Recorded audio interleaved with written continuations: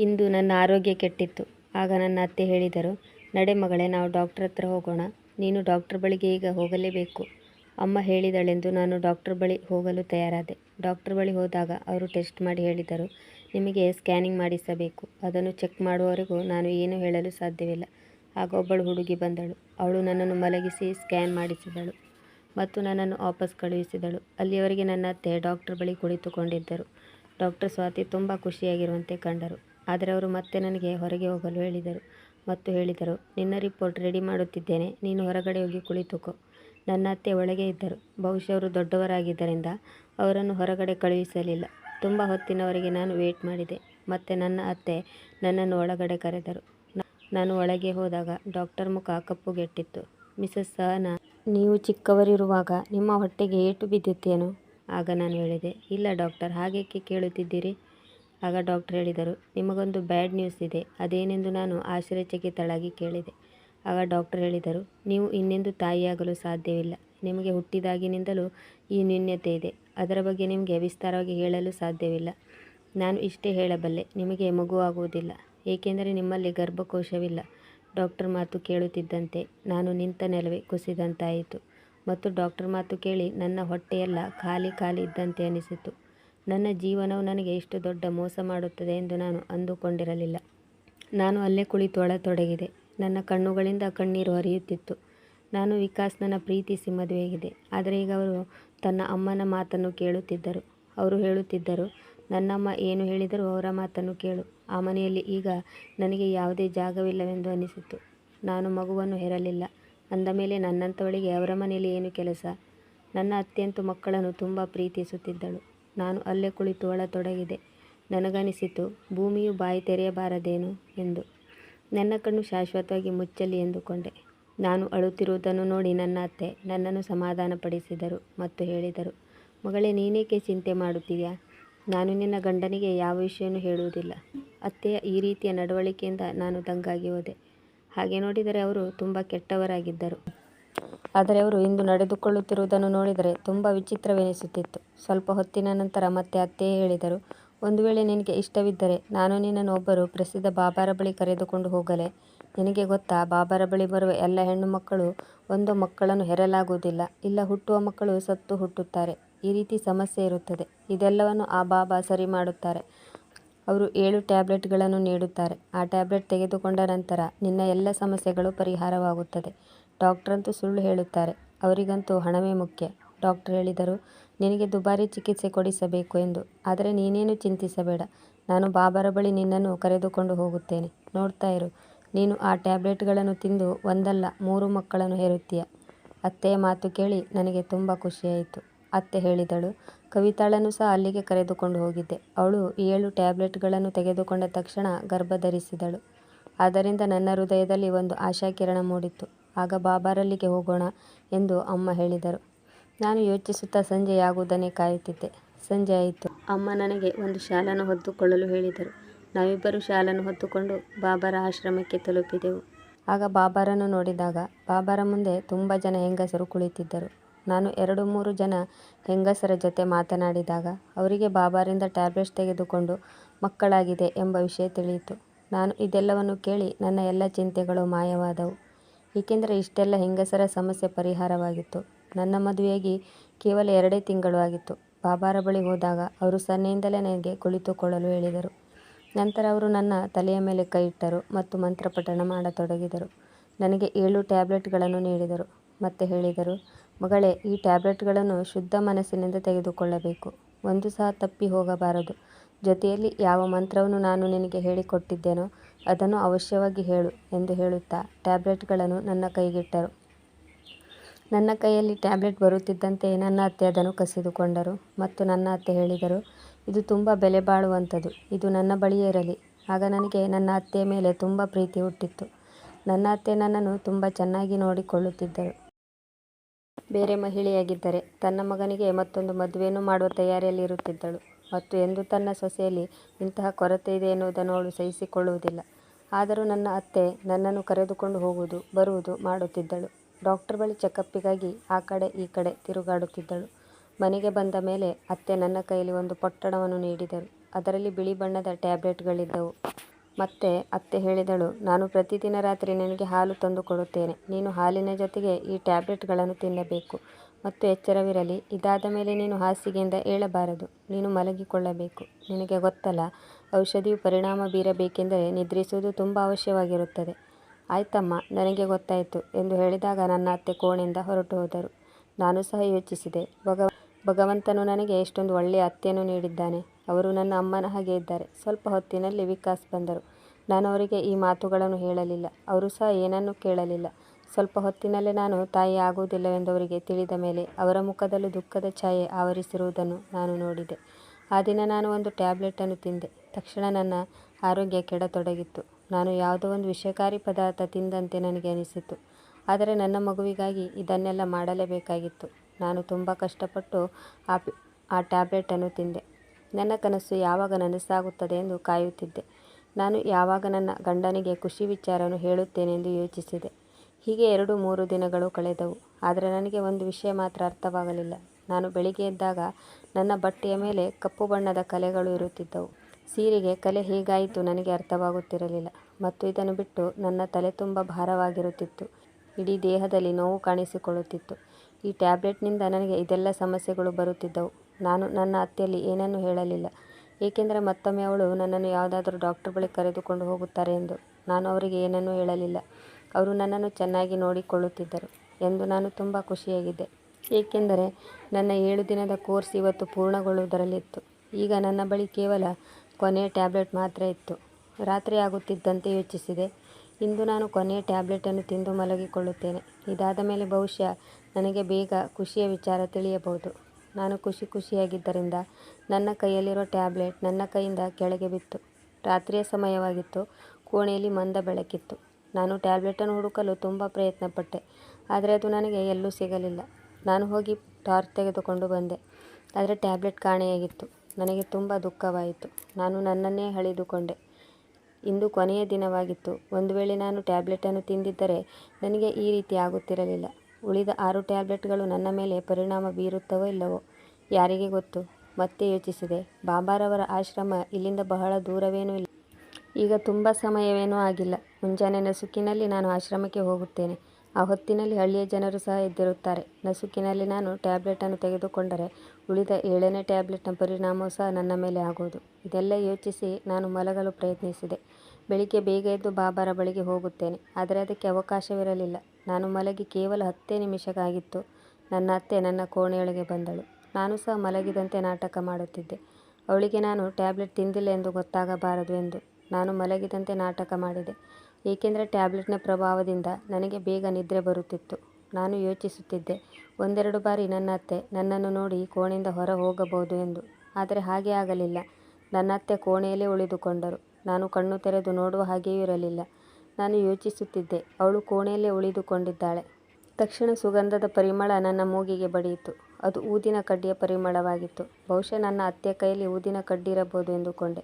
ನಾನು ಟ್ಯಾಬ್ಲೆಟ್ ತಿಂದಿಲ್ಲ ಎಂದು ಅವಳಿಗೆ ಸಂಶಯ ಬರಬಾರದೆಂದು ಈಗಲೂ ನಾನು ನಿದ್ರಿಸುವಂತೆ ನಾಟಕ ಮಾಡಿದೆ.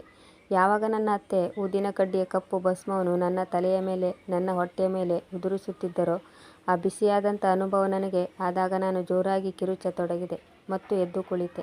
ನಾನು ಯಾವುದೋ ಒಂದು ದುಃಸ್ವಪ್ನವನ್ನು ಕಾಣುತ್ತಿದ್ದೇನೆ ಎಂದು ನನಗೆ ಭಾಸವಾಯಿತು. ನನ್ನ ಮುಂದೆ ನಿಂತ ನನ್ನ ಅತ್ತೆಯನ್ನು ನೋಡಿ ನನ್ನ ಹೃದಯವೇ ಕಿತ್ತು ಬಂದ ಹಾಗಾಯಿತು. ನನ್ನ ಅತ್ತೆಯು ಕಪ್ಪು ಬಣ್ಣದ ಸೀರೆಯನ್ನು ಉಟ್ಟಿದ್ದರು. ಹಣೆಯಲ್ಲಿ ಕಪ್ಪು ಬಣ್ಣದ ತಿಲಕವಿತ್ತು. ಅವರು ತುಂಬ ಭಯಾನಕವಾಗಿ ಕಾಣುತ್ತಿದ್ದರು. ಅವಳು ಯಾವುದೋ ಮಾಂತ್ರಿಕ ಜಾದೂಗಾರಳಂತೆ ಕಾಣುತ್ತಿದ್ದಳು. ನಾನು ಎದ್ದು ಚೀರಾಡುತ್ತಿರುವುದನ್ನು ನೋಡಿ ಅತ್ತೆಯು ಸಹ ಗಾಬರಿಯಾದಳು ಮತ್ತು ಹೇಳಿದಳು, ಸುಮ್ಮನೆ ಮಲಗಿಕೊ, ಈಗ ನನಗೇನು ಪ್ರಶ್ನೆಗಳನ್ನು ಕೇಳಬೇಡ. ಬೈಯುತ್ತಾ ಅವರು ನನಗೆ ಮಲಗಿಕೊಳ್ಳಲು ಹೇಳಿದರು. ಆದರೆ ನಾನು ಹಾಗೆ ಹೇಗೆ ಮಲಗಿಕೊಳ್ಳಲಿ? ನನಗಂತೂ ವಿಚಿತ್ರವಾದ ಅನುಭವವೂ ಆಗುತ್ತಿತ್ತು. ಅವರು ಮಾಡುತ್ತಿರುವ ಈ ಎಲ್ಲ ಕೆಲಸಗಳಿಂದ ನನಗೆ ಒಂದು ರೀತಿಯ ಹಿಂಸೆ ಆಗತೊಡಗಿತ್ತು. ಕೊನೆಯಲ್ಲಿ ಆ ಅಗರಬತ್ತಿಯ ವಾಸನೆಯಿಂದ ನನ್ನ ಉಸಿರು ಕಟ್ಟಿದಂತೆ ಆಯಿತು. ನಾನು ಮತ್ತೊಮ್ಮೆ ಚೀರಾಡುವುದಕ್ಕಿಂತ ಮೊದಲೇ ನನ್ನ ಅತ್ತೆ ನನ್ನ ಮುಖದ ಮೇಲೆ ಕೈಯಿಟ್ಟು ಬಿಗಿಯಾಗಿ ಹಿಡಿದುಕೊಂಡಳು ಮತ್ತು ನನ್ನನ್ನು ಎಳೆದುಕೊಂಡು ಮನೆಯ ಹಿಂದಿನ ಖಾಲಿ ಕೋಣೆಗೆ ಹೋದಳು. ಆ ಕೋಣೆಗೆ ಯಾರೂ ಬರುತ್ತಿರಲಿಲ್ಲ. ಆ ಕೋಣೆಯಲ್ಲಿ ತುಂಬ ಕತ್ತಲೆ ಇತ್ತು. ಕತ್ತಲೆಯನ್ನು ನೋಡಿದರೆ ನನಗೆ ಯಾವಾಗಲೂ ಹೆದರಿಕೆ ಆಗುತ್ತಿತ್ತು.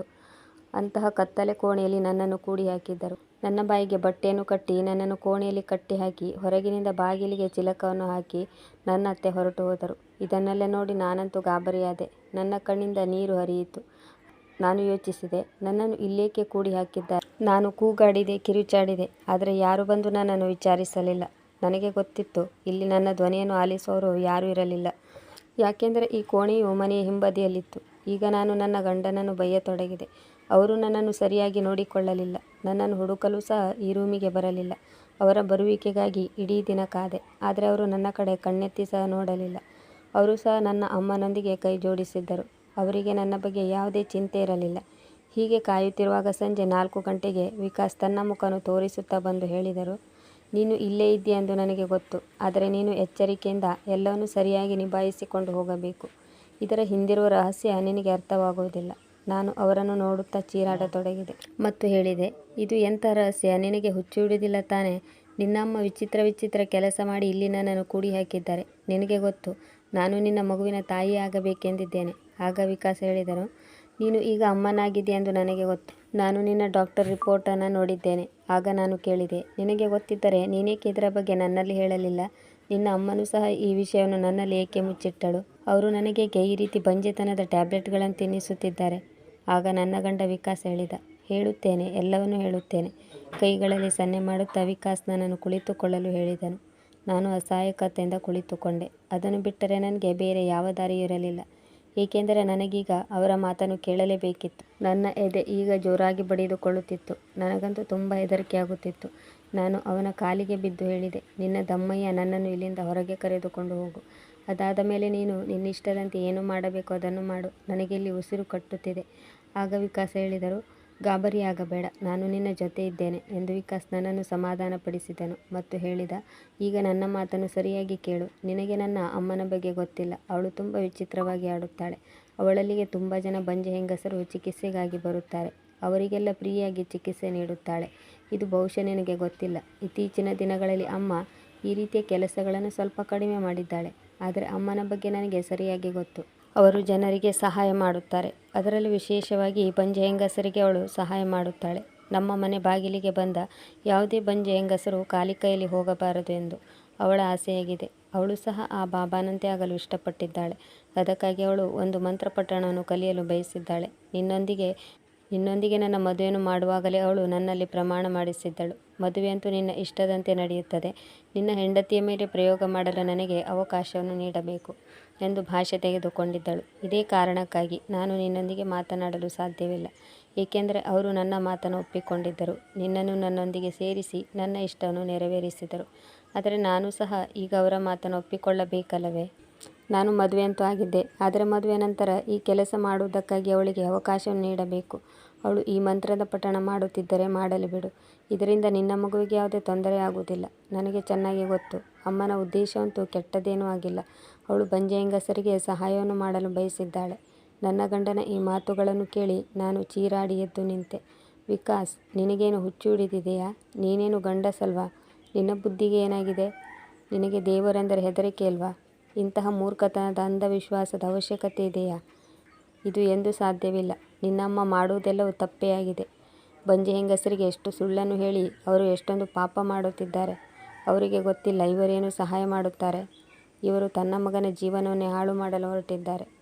ನಾನು ಬಂಜೆಯಾಗಿಲ್ಲದಿದ್ದರೆ ನನಗೆ ಆ ಟ್ಯಾಬ್ಲೆಟ್ಗಳನ್ನು ತಿನ್ನಿಸುವ ಅವಶ್ಯಕತೆಯಾದರೂ ಏನಿತ್ತು? ನೀನೆಂತಹ ಅಪ್ಪ? ನಿನಗೆ ನಿನ್ನ ಮಗುವಿನ ಬಗ್ಗೆ ಕಾಳಜಿ ಇಲ್ಲವೇ? ಈ ಮಗು ಹೊರಟು ಹೋದರೆ ನಿನಗೆ ದುಃಖ ಆಗುವುದಿಲ್ಲವೇ? ಆಗ ವಿಕಾಸ್, ನನಗೆ ದುಃಖವಾಗುವುದಿಲ್ಲ. ದೇವರು ಒಂದು ಮಗುವನ್ನು ಕೊಟ್ಟಿದ್ದಾನೆಂದರೆ ಮತ್ತು ಮಕ್ಕಳನ್ನು ಕೊಡಬಹುದು.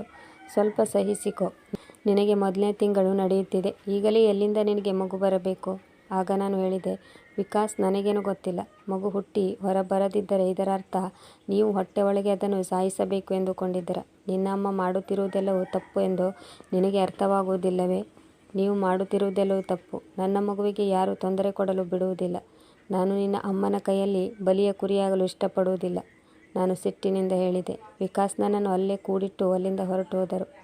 ವಿಕಾಸ್ನ ಹೃದಯ ಇಷ್ಟೊಂದು ಕಲ್ಲು ಎಂದು ನಾನು ಅಂದುಕೊಂಡಿರಲಿಲ್ಲ. ಸುಮಾರು 3 ಗಂಟೆ ನಂತರ ಮತ್ತೊಮ್ಮೆ ಬಂದರು. ಮತ್ತೆ ನನಗೆ ಅದೇ ಮಾತುಗಳನ್ನು ತಿಳಿಸಿ ಹೇಳತೊಡಗಿದರು. ಅಮ್ಮನಿಗೆ ಮಂತ್ರೋಚ್ಚಾರಣೆ ಮಾಡಲು ಬಿಡು. ಜನರ ಒಳ್ಳೆಯದಕ್ಕಾಗಿ ಅದನ್ನು ಮಾಡುತ್ತಿದ್ದಾರೆ. ಇದಾದ ಮೇಲೆ ನಿನಗೆ ಏನು ಬೇಕೋ ಅದನ್ನೆಲ್ಲ ಮಾಡು. ನಾನು ನಿನ್ನ ಎಲ್ಲ ಮಾತುಗಳನ್ನು ಕೇಳುತ್ತೇನೆ. ಆದರೆ ದಮ್ಮಯ್ಯ, ಅಮ್ಮನ ಮುಂದೆ ನಾನು ತಲೆ ತಗ್ಗಿಸುವಂತೆ ಮಾಡಬೇಡ ಎಂದನು. ಆದರೆ ಹೆಣ್ಣು ಮಕ್ಕಳು ತಮ್ಮ ಮಗುವಿನ ಮೇಲೆ ತಮ್ಮ ಪ್ರಾಣಕ್ಕಿಂತಲೂ ಹೆಚ್ಚು ಪ್ರೀತಿ ಇಟ್ಟಿರುತ್ತಾರೆ. ಏನೇ ಆದರೂ ನಾನು ನನ್ನ ಮಗುವಿನ ಪ್ರಾಣ ಹೋಗಲು ಬಿಡುವುದಿಲ್ಲ. ನಿನ್ನ ಅಮ್ಮನಿಗೆ ಹೋಗಿ ಹೇಳು, ನಾನು ಎಲ್ಲಿಯವರೆಗೆ ಜೀವಂತವಾಗಿ ಇರುತ್ತೇನೋ ನನ್ನ ಮೇಲೆ ಮಂತ್ರದ ಪಠಣವನ್ನು ಮಾಡಲು ಬಿಡುವುದಿಲ್ಲ. ನಾನು ಸಿಟ್ಟಿನಿಂದ ಜೋರಾಗಿ ಕೂಗಿ ಹೇಳಿದೆ. ಆದರೆ ವಿಕಾಸ್ ಕಲ್ಲು ಹೃದಯದವನಾಗಿದ್ದ. ಅವನು ನನ್ನನ್ನೇ ನೋಡುತ್ತಿದ್ದ. ನಾನು ನನ್ನ ಮಗುವನ್ನು ಇಷ್ಟೊಂದು ಪ್ರೀತಿ ಮಾಡುತ್ತೇನೆ ಎಂದು ಅವನು ಸಹ ನಂಬದಾದ. ಅವನ ಮುಖದ ಮೇಲೆ ಪಶ್ಚಾತ್ತಾಪದ ಭಾವ ಮೂಡಿತ್ತು. ಅವನು ಮಾಡಿದ ಕೆಲಸದಿಂದ ಅವನಿಗೂ ಸಹ ನಾಚಿಕೆಯಾಯಿತು. ಅವನು ತನ್ನ ಅಮ್ಮನಿಗಾಗಿ ಅಸಹಾಯಕನಾಗಿದ್ದನು. ಅವನು ಈಗ ಕೋಣೆಯಿಂದ ಎದ್ದು ಹೊರಕ್ಕೆ ಹೊರಟು ಹೋದನು. ನನಗೀಗ ಅತ್ತೆಯು ಕೂಗಾಡುತ್ತಿರುವ ಶಬ್ದ ಕೇಳಿಸಿತು. ಅವನು ಈಗ ಓಡುತ್ತಾ ನನ್ನ ಕೋಣೆಗೆ ಬಂದನು ಮತ್ತು ಹೇಳಿದನು, ಈ ಮನೆಯಿಂದ ಎಲ್ಲಾದರೂ ದೂರ ಹೊರಟು ಹೋಗು, ಇಲ್ಲದಿದ್ದರೆ ಅಮ್ಮ ನಿನ್ನ ಜೀವವನ್ನು ತೆಗೆಯುತ್ತಾಳೆ ಎಂದು ಹೇಳುತ್ತಾ ವಿಕಾಸನು ತನ್ನ ಒಬ್ಬ ಗೆಳೆಯನ ಮನೆ ಅಡ್ರೆಸ್ ನೀಡಿದ ಮತ್ತು ನನ್ನನ್ನು ರಸ್ತೆಯವರೆಗೂ ಬಂದು ನನ್ನನ್ನು ಬಿಟ್ಟು ಹೇಳಿದ, ಸ್ವಲ್ಪ ದಿನಗಳವರೆಗೆ ನೀನು ಅಲ್ಲಿಯೇ ಇರು, ಆನಂತರ ನಾನೇ ನಿನ್ನನ್ನು ಕರೆದುಕೊಂಡು ಹೋಗಲು ಬರುತ್ತೇನೆ. ಅಮ್ಮನಿಗೆ ಯಾವುದೋ ಭೂತ ಹಿಡಿದಿದೆ, ಅವಳು ಈಗ ನಿನ್ನನ್ನು ಸುಮ್ಮನೆ ಬಿಡುವುದಿಲ್ಲ. ವಿಕಾಸ್ ಹೇಳುವುದೆಲ್ಲವೂ ಸರಿಯಾಗಿತ್ತು. ನಾನು ನನ್ನ ಸ್ವಲ್ಪ ಸಾಮಾನುಗಳನ್ನು ತೆಗೆದುಕೊಂಡು ಅಲ್ಲಿಂದ ಹೊರಟೆ. ನಾನು ಮನಸ್ಸಿನಲ್ಲೇ ಅಂದುಕೊಂಡೆ, ನಾನು ಎಲ್ಲಿಗೆ ಹೋಗುತ್ತಿದ್ದೇನೆ, ಅವರು ಸಹ ನನ್ನ ಮೇಲೆ ಕರುಣೆ ತೋರಲಿ ಮತ್ತೆ ನನ್ನನ್ನು ಚೆನ್ನಾಗಿ ನೋಡಿಕೊಳ್ಳಲಿ ಎಂದುಕೊಂಡೆ. ಅಲ್ಲಿ ತಲುಪಿದಾಗ ವಿಕಾಸ್ನ ಗೆಳೆಯ ದೀಪು ಮತ್ತು ಅವನ ಹೆಂಡತಿ ನನ್ನನ್ನು ಸ್ವಾಗತಿಸಿ ತುಂಬ ಚೆನ್ನಾಗಿ ಬರಮಾಡಿಕೊಂಡರು. ಬಹುಶಃ ನನ್ನ ಗಂಡ ಅವರಿಗೆ ಮೊದಲೇ ಹೇಳಿರಬೇಕು ನಾನು ಬರುತ್ತಿದ್ದೇನೆ ಎಂದು. ನನಗೆ ಅಲ್ಲಿ ಯಾವುದರ ಕುಂದುಕೊರತೆಯೂ ಇರಲಿಲ್ಲ. ನಾನು ಅಲ್ಲಿ ಆರಾಮಾಗಿದ್ದೆ. 6 ತಿಂಗಳು ಕಳೆಯಿತು. ಆದರೆ ವಿಕಾಸ್ನ ಯಾವುದೇ ಪತ್ತೆ ಇರಲಿಲ್ಲ. ವಿಕಾಸ್ ಬರುವುದಿಲ್ಲವೆಂದು ನನಗನಿಸಿತು. ಒಂದು ದಿನ ದೀಪುವಿನ ಹೆಂಡತಿ ನನಗೆ ಸಿಹಿ ಸುದ್ದಿಯನ್ನು ತಿಳಿಸಿದಳು. ವಿಕಾಸ್ ನನ್ನನ್ನು ಕರೆದುಕೊಂಡು ಹೋಗಲು ಬರುತ್ತಿದ್ದಾನೆ. ನನ್ನ ಖುಷಿಗೆ ಪಾರವೇ ಇರಲಿಲ್ಲ. ನನಗೀಗ 9ನೇ ತಿಂಗಳು ನಡೆಯುತ್ತಿತ್ತು. ಈ ಸಮಯದಲ್ಲಿ ಒಂದು ಹೆಣ್ಣಿಗೆ ತನ್ನ ಗಂಡನ ಅವಶ್ಯಕತೆ ಇರುತ್ತದೆ. ಈ ಸಮಯದಲ್ಲಿ ತನ್ನ ಕಷ್ಟ ಸುಖವನ್ನು ತನ್ನ ಗಂಡನಲ್ಲಿ ಹಂಚಿಕೊಳ್ಳಲು ಬಯಸುತ್ತಾಳೆ. ವಿಕಾಸ್ ಬಂದಾಗ ಅವನ ಮುಖದಲ್ಲಿ ಚಿಂತೆ ಕಾಣುತ್ತಿತ್ತು. ವರ್ಷಗಟ್ಟಲೆ ಅವನು ರೋಗಪೀಡಿತನಾಗಿರುವಂತೆ ಕಾಣುತ್ತಿದ್ದನು. ಅವರು ಬರುತ್ತಿದ್ದಂತೆ ನನ್ನ ಮುಂದೆ ಕೈ ಜೋಡಿಸಿ ತನ್ನನ್ನು ಕ್ಷಮಿಸು ಎಂದು ಕೇಳಿಕೊಂಡರು. ಅಮ್ಮನನ್ನು ಸಹ ನೀನು ಕ್ಷಮಿಸು ಎಂದು ಹೇಳಿ ಅಳತೊಡಗಿದನು. ಆಗ ನಾನು ಹೇಳಿದೆ, ಏನಾಯಿತು, ನೀವು ಏಕೆ ಕ್ಷಮೆ ಕೇಳುತ್ತಿದ್ದೀರಿ? ಆಗ ವಿಕಾಸ್ ಹೇಳಿದನು, ಅಮ್ಮನಿಗೆ ಅವಳು ಮಾಡಿದ ಪಾಪಕ್ಕೆ ಪ್ರಾಯಶ್ಚಿತ್ತವಾಗಿದೆ. ಅವಳಿಗೆ ಆದ ಆಘಾತದಿಂದ ಅವಳಿಗೆ ಪ್ರಪಂಚದ ಯಾವ ಪರಿವೆಯೂ ಇಲ್ಲ. ಅವಳು ಮಂತ್ರ ಉಚ್ಚಾರಣೆ ಮಾಡಲು ಸಾಧ್ಯವಾಗದೆ ಇದ್ದಿದ್ದರಿಂದ ಅವಳು ಹುಚ್ಚಿಯಂತೆ ಆಗಿದ್ದಾಳೆ. ವಿಚಿತ್ರವಾಗಿ ಮಾತನಾಡುತ್ತಾಳೆ. ಜನರೆಲ್ಲ ಅವಳನ್ನು ನೋಡಿ ನಗುತ್ತಾರೆ. ಅವಳು ಸಾವು ಬದುಕಿನ ನಡುವೆ ಹೋರಾಡುತ್ತಿದ್ದಾಳೆ. ವಿಕಾಸ್ನ ಮಾತುಗಳನ್ನು ಕೇಳಿ ನನ್ನ ಮನಸ್ಸಿಗೆ ಬೇಸರವಾಯಿತು ಮತ್ತು ನಾನು ನನ್ನ ಅತ್ತೆಯನ್ನು ಕ್ಷಮಿಸಿದೆ. ಅವರ ಕೊನೆಯ ದಿನಗಳಲ್ಲಿ ನಾನು ಅವರಿಗೆ ತುಂಬ ಸಹಾಯ ಮಾಡಿದೆ. ಅವರನ್ನು ಚೆನ್ನಾಗಿ ನೋಡಿಕೊಂಡೆ. ಅತ್ತೆ ಪದೇ ಪದೇ ನನ್ನಲ್ಲಿ ಕ್ಷಮೆ ಕೇಳುತ್ತಿದ್ದರು. ಅವಳ ಸಾವು ತುಂಬ ಕೆಟ್ಟದ್ದಾಗಿತ್ತು. ಅವಳ ಈ ಪರಿಸ್ಥಿತಿಯನ್ನು ನೋಡಿ ನಾನು ಸಹ ನನ್ನ ಜೀವನದಲ್ಲಿ ಒಂದು ಪಾಠವನ್ನು ಕಲಿತೆ.